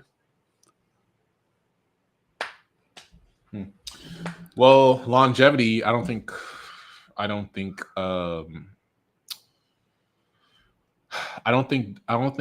Da Brat or Trina should be that high. Left Eye, if you wanted to count what she did with what's that group? TLC. If you wanted to count that, I guess, but it's like I think personally, I think Glorilla should be higher. Doja should be higher. Meg should be higher. Cardi should be a little bit lower. Eve, a little bit lower, even though I'm kind of biased with Eve. Missy Elliott, honestly, I 100% agree with Missy Elliott for everything that she did and kind of paved the way for female rap post Lauryn Hill because she kind of exited and Missy Elliott came in, had the bangers. You know, I'm not mad at that, especially over Lauryn Hill. I think Lauryn Hill kind of overrated. I don't know who I would put over Lauryn Hill though. Overrated. Yeah. I mean, she's like a singer. She's not really like rapper for real. I mean, she has a classic project. She's critically acclaimed. I mean, she has like what 2.5 projects or so. Like, yeah, I wouldn't even say because Missy dropped before Lauryn Hill did, really. Yeah, I guess so. Because Super Duper Fly came out in '97, and she was consistent, had the longevity. Can't really. I'm never. No, Missy should definitely Missy too with like the influence, the music videos, like all that. She should be ahead of Lauryn Hill. She got more albums. She got more. I don't know if she got more hits, but she got a bunch of hits. I'm at that. I can't lower Lauryn Hill because I don't know who I would put over her. Like Lauryn Hill has one of the best albums like of all time, any genre. But I'm not gonna put that and just over this person's entire work, like to have. But who would you put over Lauryn Hill? No, I'm saying she's fine at 3 because I'm trying to think of anybody else that could match that kind of output and success. Nobody. Like, I ain't gonna lie, if Cardi B put out 2 more albums since 2018, like she dropped 2020. You nigga said 2 albums. No, I'm saying we went on the first one, the second one. I'm not saying that. More. No, I'm not saying from now on. I'm saying if she dropped 2018 and then she dropped 2020 and then she dropped 2022, she probably could have been like way higher because I did this on the show one time. The songs that she dropped after 2018, she had like 5 multi-platinum hits, and if she dropped those on the album, that would have been like another invasion of privacy. So she low-key could have been like number 4. And also, I give Cardi B a lot of credit for the, like it or not, the new wave of female rappers. I feel like a lot of people weren't trying to put out female rappers because of Nicki or whatever. and they saw if we can get this chick from Instagram, make her look like a star, put some great songwriters around her, and she can perform them. They're like, okay, fuck it. Sweetie, Ice Spice, you, everybody, come on, everybody be rappers, all the dolls, all of this, all of that. I like she kind of paid away for shit like that. So that's like one of those, I guess, things that go into a list like this of how high she should be. Yeah. But you know, I would put her over Foxy Brown. I just feel like that Invasion of Privacy. Like, I'm not like a big Invasion of Privacy guy, but like I said, every song multi platinum. She won a Grammy because of it. Like I said, she paved the way for a lot of these new artists that get opportunities now. And, you know, she got in a fight with Nicki Minaj. So, yeah. You know. Salute to all the female rappers of all time, man. You know. What else is there? Is there anything I wanted to cover before the Trump tariff discussion? I actually did some networking today, not today, this week. So my boy Omar Omizi hits me up. He says, yo, can you get Poetic Flacco on the pod? Or could you get a guest on the pod? I was like, yeah, I'll hit up Flacco, see if he wants to do it. So I guess, I don't know if it's confirmed, but from what Flacco told me, he's supposed to be on Let's Keep It a Buck podcast Monday, 8 p.m. Eastern time. So if you're a Let's Keep It a Buck fan, I think because their last podcast, I think they were talking about the downfall of No Jumper. So I guess that's why he hit me up to get Flacco on there. So Master Networker does it again. You think it's gonna be like good or like adversarial? Like they're gonna like be going at the nigga? Well, Omar is a troll, so yeah, that's what I'm saying. Like they've been going at the nigga, or is it like shit, so he don't care. Flacco loves that shit, so he don't really care. But yeah, I think not tomorrow, but Monday, 8 p.m. Eastern. Y'all go check out Let's Keep It a Buck podcast. My guys, they will have the Frederick Jalla. Poetic Jalla. The pod. Frederick Jalla. Monjinga Jalla. So the Trump tariff trade war, probably the last topic because I got to get out of here by 7 p.m. I got more than enough content so far. So the Trump tariff war in China, you know, I think the whole thing about it is, you know, Trump kind of going back and forth with China's, what was it, like a president or Xi Jinping, whatever his name is. Yeah. Him raising his tariffs to like 140% or 140, whatever it is, 145%. China's saying, okay, we're going to raise it on top of your shit as well. Kind of going back and forth. And I think recently he's kind of reeling back his initial position as far as the tariffs, because I believe the treasury bonds were probably one of the main reasons why he's trying to course correct a little bit.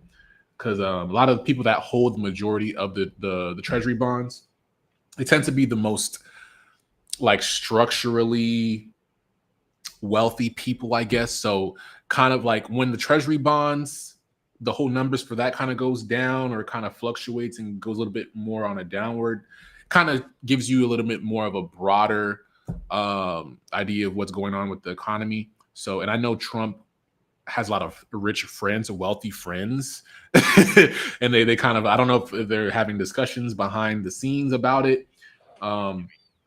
It would basically alert the general public that the economy isn't going on the right track, basically, right?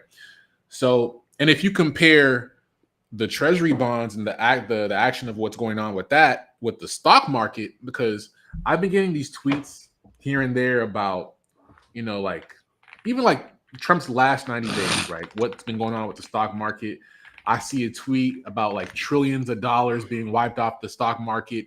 And then like maybe a couple days or a couple weeks later, trillions of dollars being added to the stock market. It's like, okay, that's not normal. What's going on here, right?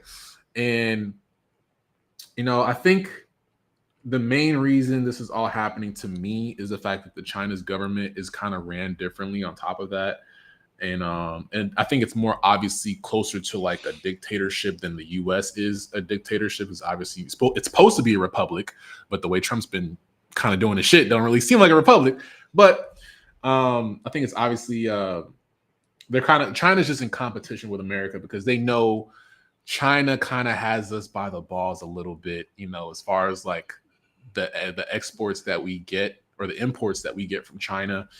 You know, most of the shit most of the shit in this studio was probably made in China, if we're being honest. Technology, automobile shit, clothing, a lot of the shit that we use in the day-to-day, cosmetics, right? So a lot of these girls in the makeup and all that shit comes from China. So they're talking about 140%, 145% tariff. It's like, you know what I'm saying? But I mean, that's a lot because I work in like the logistics industry now. And I deal with like shipping containers, like over obviously ocean type shit. Okay. There's a lot of niggas like, hey, can we put a hold on that shipment? We're not gonna. My customer don't want to ship that no more because they don't want to pay the tariffs. They don't want to pay like when it gets there, you got to pay like duty and taxes, and it's way more. Like we're gonna put a pause on that. Can you actually ship that somewhere else, and then we can reroute it to like? There's a lot of that going on right now. People aren't shipping shit either because they're uncertain of how this is gonna play out. So. And even like I didn't even think about that thing you said with the bonds. I just looked it up. Like that makes sense. Like a lot of people are dumping bonds because bonds are. I guess what it says here is you have to have faith in the U.S. markets going forward because it's kind of like an IOU. Like you're putting money in here because we're going to be able to pay you back. And a lot of people are like, we don't know if y'all can be that good economically in the future, so we're not going to do that. I was even watching the Chase CEO Jamie Dimon. He was talking about he had a couple bond deals with people overseas, and they pulled out because they're like, we don't really want to do business with American banks right now, so we're gonna hold off on doing those deals. So I don't know what the plan is. I see people trying to spin it in a certain way. Like Trump is doing this because if he can make $750 billion off tariffs a year, he can eliminate income tax, and that's what his goal is. Now I don't know if that's really his fucking goal or that's just a way to spin it to make it sound good. I don't even know how that's gonna work, but I mean. Because you think that the U.S. government is going to make $750 billion from tariffs? Like, you know what? Let's cut the income tax too. No, they're going to be like, we'll take the tariffs and we'll take the fucking income tax. We'll take both. Because like I don't know, like, and what happened to the whole Doge fund thing? I feel like they're kind of trying to use the whole tariff thing as a way to kind of be like, okay, this is all the money we found in fraud, and we're going to use this as the Doge fund and give it to the people. But it's like it's actually the stock market shit because they're wiping. I see tweets all the time about trillions of dollars being wiped off the stock market. This is like the third or fourth time I've seen this happen in the last 90 days. That's not normal. No. Last time that's happened was before the pandemic, which was 5 years ago. So it's not normal. I don't know what's going on. Again, Trump, friends with a lot of these people in the stock market, friends with a lot of people wealthier and upper class. But I don't know. That don't really seem normal to me. I'm just saying. I got a couple clips I wanted to play. Sometimes I feel like this is like rich nigga problems. I feel like those niggas making like just regular salaries and shit. It's like it can affect us in the long term, but I feel like in the initial, it's like these rich nigga problems. Yeah.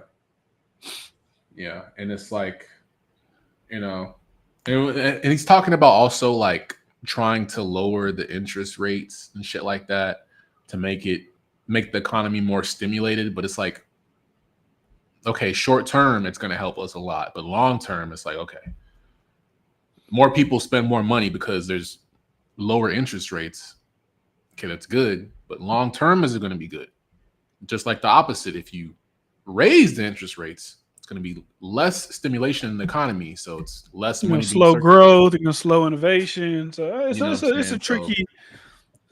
I kind of see how he's trying to make it like temporarily we're going to be fucked, but long term, I don't know how long we have to wait until it kind of bounces back because that's never really been done before. Okay, what's over tariff people that are, especially China? You want to over tariff China? It's like you're making deals with all these other people, Vietnam, all these other countries, but China, you want to over tariff them? Well, to be fair, the other people said, hey, we'll have a conversation. China was like, no, bitch, we're going to retaliate. So it's like, okay, you want to retaliate? We're going to retaliate. Yeah. Yeah, I don't know. I had a couple clips I wanted to play. Let me see. Play those real quick. But, well, it's the same clip. Goddamn. Let's see. But yeah, there was a clip that kind of showed what was going on a little bit. Play those real quick. But I kind of like the fact that this is happening because letting the casual person that doesn't really give a fuck about politics kind of see what's going on, especially when it affects them economically or could affect them economically. kind of forces them to kind of pay attention. Like when their barber says now, it's like, even though that doesn't really affect tariffs, but like, oh, barbers can now use that as an excuse. Like, oh, it's going to be $60 a cut now. It's going to be $70 a cut now because of tariffs. It's like, how does that affect you? Oh, well, my clippers are imported from China and I have to spend more on, like, no. They can use that as an excuse to just like overcharge niggas and shit, which is dumb as fuck. But that's what's going to be happening. That's what niggas are already doing as it is. I don't even know if that's fully taken effect yet. But let me see if I find it. Okay, this is the one that I saw on MSNBC about the markets. And let me play it right now. Rocked as economic forecasters significantly raised their odds of recession while warning of higher costs for consumers. The Dow tumbling more than 1,600 points, a decline of roughly 4%. The S&P faring even worse, falling roughly 5%. And the NASDAQ sliding roughly 6%. It was the worst day for the S&P and NASDAQ since March of 2020, when markets were rocked by the pandemic. President Trump was asked about the markets earlier this afternoon as he departed the White House for Mar-a-Lago, and he said he thinks it's going very well. The rest of the world wants to see, is there any way they can make a deal? They've taken advantage of us for many, many years. For many years, we've been at the wrong side of the ball, and I'll tell you what, I think it's going to be unbelievable. The thing that people have to talk about, we're up almost to $7 trillion of investment coming into our country. And you'll see how it's going to turn out. Our country's going to boom. It comes as administration officials are doubling down, saying the goal is to essentially reorder the global economy. It's a total shift in the way that we've done economic policy in the United States of America, but it was necessary. This is the reordering of fair trade. And what happens is people think it's all about tariffs. It's about those non-tariff trade barriers. Well, it'd be nice. That's what we are addressing now. I don't think the word exemption is going. Yep. So that was the clip. I think we won't really see a positive bounce back even after the tariffs until these so-called jobs that they're bringing back to the U.S. actually take into effect. Because even in my shit, like with the whole data center shit, I heard they're adding like Apple data centers now in Texas and like a whole bunch of shit. So it's like, you know, I'm hearing about it, like kind of like with Trump. I'm hearing concepts about it, but no actual action plan or actual, you know, shit that I can see that's tangible. I'm hearing ideas and concepts of it, but I don't see it. Yeah, I was watching a real estate guy, and he said that's the big talk in real estate right now is owning data centers and having people rent them out and just pay you rent for them every month because obviously AI computers are going to be a big deal, so those are going to be popping up all over the country. As far as the jobs coming back, like I don't think that's going to happen, honestly. Like as far as manufacturing jobs, because like I said, if Apple had started to come back to America and make iPhones in America, they're going to cost us way more money. Like it is what like because in China I got motherfuckers working for $2. Here I got to pay you 15, 16, 18, however much an hour. I got to make that profit up somehow. I'm going to charge you the iPhone that was $2,000. Now it's $5,000. So do what y'all want an iPhone. Y'all want me to make shit here? I'll make it here. But it's going to cost you.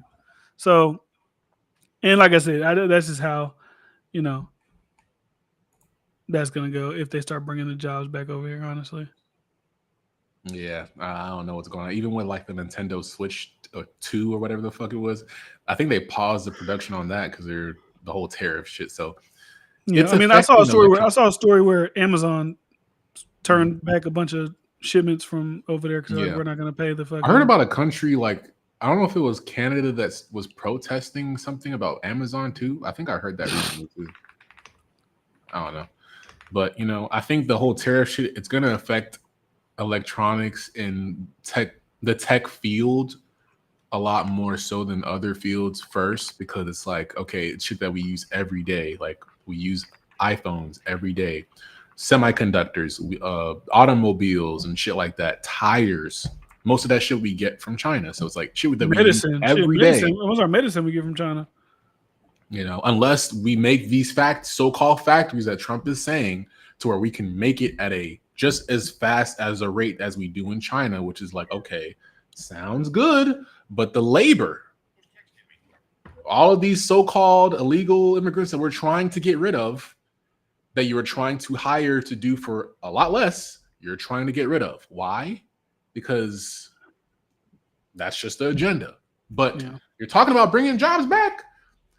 I don't know about most niggas. A lot of these niggas, I don't know if niggas necessarily want to do a lot of these jobs that the Hispanics are doing. Like, I don't really know too many. They don't want you out there picking the strawberries and the fucking bananas in California. I don't know too many black lawnmowers. Yeah. I'm just saying. I don't know too many black housekeepers. Don't just do black people, motherfucker. How many white housekeepers you know? And they're more. That's that African shit. That's that African racism shit. You trying to just point to the black people. I bring up with fucking the whites. Niggas ain't doing them jobs. Niggas not doing that. So, hey, I don't know. It sounds good in theory. It's a lot of concepts from the Trump administration about these things. But, you know, again, I feel like most people, especially in America, are very short-sighted when it comes to shit like that, especially in the economy. Right, when the pandemic happened and people were paying like $5 to $6 for gas, no matter where they were in the country, I'm like, oh my god, the economy's so trash, it's so terrible. But it's like it eventually got better, right? As the whole virus thing kind of subsided, you know, like the gas prices went down. Because I feel like maybe it's just like a nigga thing, but I feel like most people kind of dictate. Right. I feel like most people kind of dictate what happens in the economy based off like gas prices and shit. So if niggas see gas prices it'd be like $4 or $5, like, oh my god, the economy's terrible. When it's like, nigga, following week it's probably gonna be like 3 something. Then the following week it's like 2. So the economy's great, but it's really trash. Like I looked at the gas prices today, it's like $2.87, but I'm seeing all this shit in the stock market. Oh, the lowest low since February of 2020. It's like that shit is just. I think it's people don't know who controls like gas prices and shit like that. Yeah. Exactly. But this is good for niggas like Warren Buffett, man. Warren Buffett, I saw an article that he had $334 billion in cash, just like waiting to spend. He see that shit dropping, he's probably buy it now, fuck it, buy it low, and because when they go back, like now with Bitcoin, like I can't buy a Bitcoin because how much does Bitcoin cost right now? It's like 70-something thousand now. It's 85 right now. So it went up, but it went down at one point. It was at 70. But I'm saying, like, at one point, it was at 70, right? It dropped the lowest. It went to 75, April 9th. Imagine if you bought Bitcoin on April 9th. That was what, 3 days ago? You'd have made $10,000 because now it's worth 85. So it's like, and I'm kind of seeing something similar in the stock market as well, even though the crypto is a little bit more volatile than the stock. Yeah. But I mean, that's how it was. Elon Musk, the first day Trump did the tariffs, he lost $25 billion in net worth. Elon Musk lost $28 billion. Mark Zuckerberg lost 20. Since he put a pause on them, they essentially gained all that money back, plus more, because like the stock market just, you know. Again, I'm guessing they're thinking long term. It's like, okay, it's at 70,000 now. When it was good, it was at 110,000. Yeah, 120,000. So we know what the highest peak could be. It'll probably surpass it. So if you go from 70,000 now to like 150,000, you know, you buy one Bitcoin, you buy half a Bitcoin, a quarter of a Bitcoin. In 2020, Bitcoin was $7,000 for one. That's crazy. 7,000. That's crazy. Yeah, I feel like crypto's a lot more of a safer investment. But if you're again, this is like common sense. If you're into stocks, if you're into crypto, it applies to both, bro. Don't panic sell, bro. Like just hold your fucking investment. Like I'm still big into altcoins. Look at me going to thumbs up shit. I'm still big into altcoins. I'm still into I'm still into now won't do it. I'm still into like altcoins and shit like that. Solana, I'm very big into the meme coin community. I would invest in Solana. It's at $130 personally. Don't take investment advice from anybody, but if I was to give you advice, Solana, Get on Solana before it gets to 200, 300. It's a low price right now.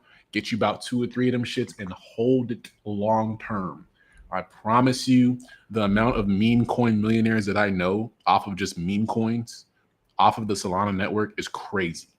It's crazy. Most people making millions of dollars off meme coins for sure. I know a person that put in $30 into a meme coin and made 10K. $30 in less than 20 minutes. Off of the Solana network, off of just someone launching it, getting the signal, and boom, $30 into 10K. I ain't gonna lie. Fool. I ain't gonna lie, but you know, it's a lot of trade war tensions due to the whole Trump era tariffs and shit. Even with the whole tech sector, like the technology sector, I feel like it's kind of being overvalued right now because it's like that's like the main thing that China imports to us. So it's like with the AI shit. I mean, look what happened with. I know we only got like 4 minutes, but like if you pay attention to all that shit, look what happened when China released that DeepSeek, which is supposed to be like open AI, but it's like their version, and they did it for way cheaper. Nvidia stock crashed. Like these people shit went to the floor damn near, and you know. This should be volatile. You never know what a motherfucker gonna release. So, yeah. XRP, man, it's only $2. Get your XRP. XRP. I don't even think that's. You never know, man. I would still get into AI. Dogecoin is 16 cents. If I would have held my Dogecoin when I first ever bought Dogecoin, man, I'd have so much fucking money right now. And it mostly took off when the whole Elon Musk shit. So you know, like I had it when it was like 0.0001. Like I had it when it was like nothing. I did too. I could spend $2 and buy like 1,000 of, you know what I'm saying? Like, yeah. And I said, yeah, no, I'm gonna hold back. That's why I say don't panic sell. No matter what coin you're in, just don't panic sell. Like, there's probably a dude that held Bitcoin when it was fucking $300. Bro, I know a black dude in 2012. He said he was begging. He's multi-millionaire now. His name is Da Vinci. He's still on YouTube. Da Vinci. He has a video from like 20 years ago. Please buy Bitcoin, just one. When Bitcoin was a fucking $1, he was telling people, just buy one. I'm telling you guys, in the future, this thing is going to be massive. It was $1 for Bitcoin. Buying 10 of them shits. Bro, imagine spending $10,000 on dollars. You'd be so wealthy right now. Oh my god! But you know, you got your time. Them boys might come for your ass. The government might come for your ass. You'd be so rich. He moved to Dubai. He buy fucking yachts. He's rich. He's gotta move to Dubai. America will be on your ass. You got to. His name make a certain amount of money off of just crypto shit, off of just luck, to where they can't tax you for real. I mean, you got to do taxes eventually, but they can't tax you like that. You might have some properties in the U.S., but you probably gotta move to Dubai or somewhere where they got extradition. You gotta move away. Get you.